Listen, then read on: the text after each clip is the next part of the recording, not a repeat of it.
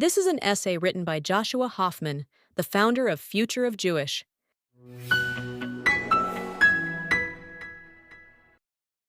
There are certain truths that every generation of Jews must relearn, truths that are bitter, unyielding, and impossible to dress up in optimism. They are hard pills to swallow because they shatter illusions we would rather keep. The illusion that the world has changed, that anti-Semitism can be reasoned away, that Israel can earn love if only it behaves better, or that Jews will ever be fully accepted as equals among the nations. Anti-Semitism today comes from both the right and the left, but it wears different disguises. On the right, it emerges in the old, familiar tropes: the global cabal, the banker, the puppet master, the parasite within the nation. It feeds on conspiracy and scapegoating, and though it may occasionally cloak itself in nationalism, it is always animated by envy and resentment. The left, by contrast, has reinvented anti-Semitism as moral virtue, casting Jews as the privileged, Israel as the oppressor, and so-called anti-Zionism as justice. Where the right hated Jews for being stateless and rootless, the left hates Jews for having a state and defending it. Both sides claim to be fighting evil, and in both cases, the Jew is the symbol of that evil. One condemns us for being cosmopolitan, the other condemns us for being tribal. One despises our supposed power, the other denies our right to power at all. The Jew, uniquely, can never do right in the eyes of the world. This is not a new story.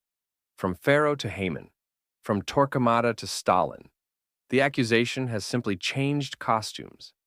The Jews are too rich, too poor, too religious, too secular, too different, too similar, too loyal to themselves, too disloyal to others. The contradictions do not matter. The hatred itself is the constant. And so, Israel, the collective Jew, inherits this same double standard. It is the only nation whose legitimacy is debated daily. Other countries may commit atrocities and be forgiven. Israel may defend itself and be condemned. Other nations build walls and borders to protect their people.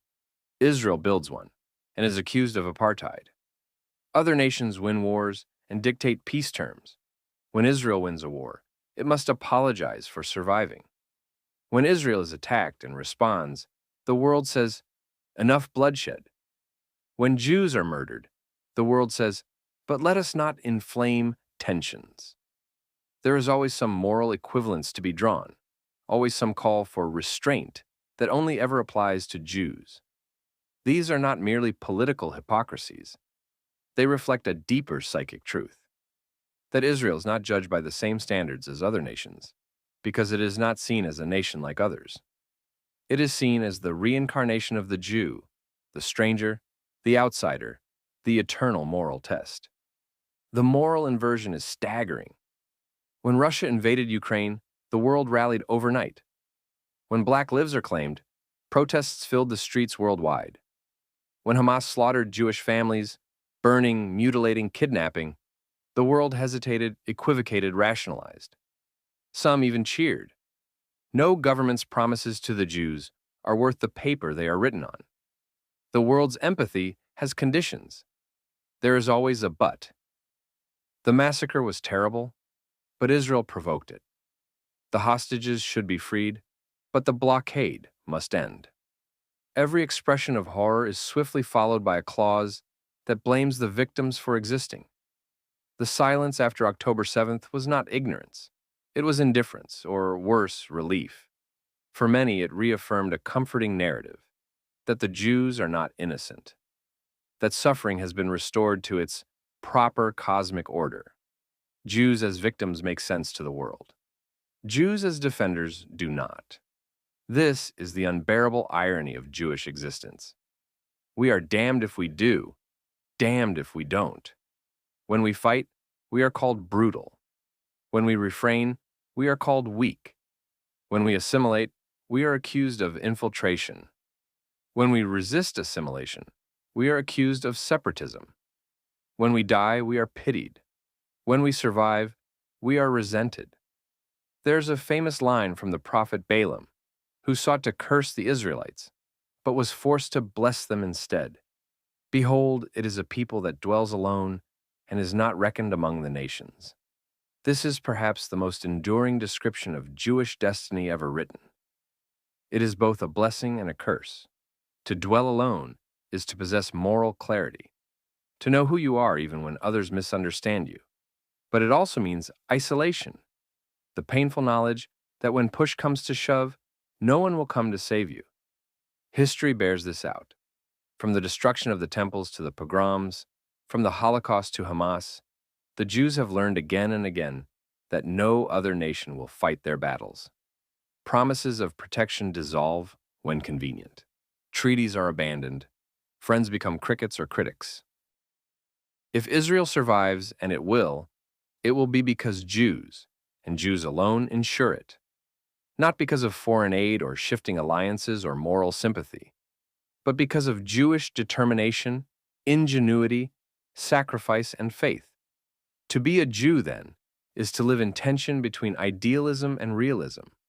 We are a people of vision, commanded to repair the world, to pursue justice, to love the stranger.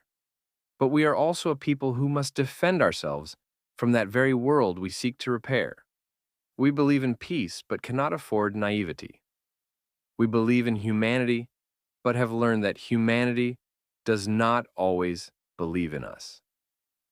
That is a hard pill to swallow. Jews want to be liked. We want to believe that if we explain ourselves clearly enough, if we make moral arguments, if we fight a just war, the world will understand. It never has. It never will.